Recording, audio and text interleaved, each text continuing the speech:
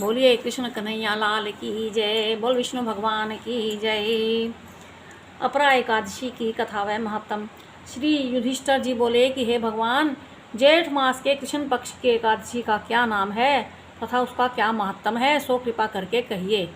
युधिष्ठिर के पूछने पर श्री कृष्ण भगवान बोले कि हे राजन, जेठ मास के कृष्ण पक्ष की एकादशी का नाम अपरा है, क्योंकि यह अपार धन देने वाली है। यह पुण्यों की देने वाली है और पापों को नष्ट करने वाली है। जो मनुष्य इस एकादशी का व्रत करते हैं उनकी लोक में प्रसिद्धि होती है। अपरा एकादशी के व्रत के प्रभाव से ब्रह्म हत्या, भूत योनि, दूसरे की निंदा करना आदि जो पाप हैं वह नष्ट हो जाते हैं। इस व्रत से पर स्त्री के साथ भोग करने वालों के पाप भी नष्ट हो जाते हैं।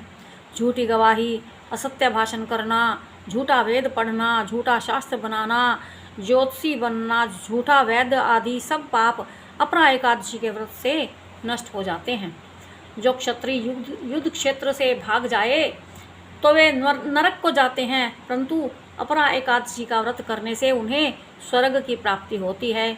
जो शिष्य गुरु से विद्या ग्रहण करके बाद में मुकर जाते हैं, उनकी निंदा करते हैं, तो वह भी अवश्य ही नरक में जाते हैं, पर वह भी अपरा एकादशी का व्रत करने से स्वर्ग को चले जाते हैं।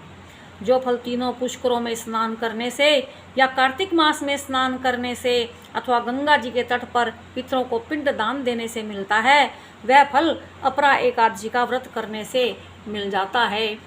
सिंह राशि वालों को बृहस्पति के दिन गोमती में स्नान करने से, कुंभ में केदारनाथ जी के दर्शन करने से तथा बद्रिक आश्रम में रहने से तथा सूर्य चंद्र ग्रहण में कुरुक्षेत्र में स्नान करने से जो फल मिलता है वह फल अपरा एकादशी के व्रत से मिलता है। इसके बराबर है। हाथी घोड़े के दान करने से तथा यज्ञ में स्वर्ण दान देने से जो फल मिलता है वह फल अपरा एकादशी के व्रत के फल के बराबर है। तुरंत ब्याही हुई गऊ, हाल की ब्याही हुई यानी कि जब अभी ताज़ी ब्याही हुई गाय का और भूमि का या स्वर्ण के दान करने का जो फल होता है वह भी इसके फल के बराबर होता है।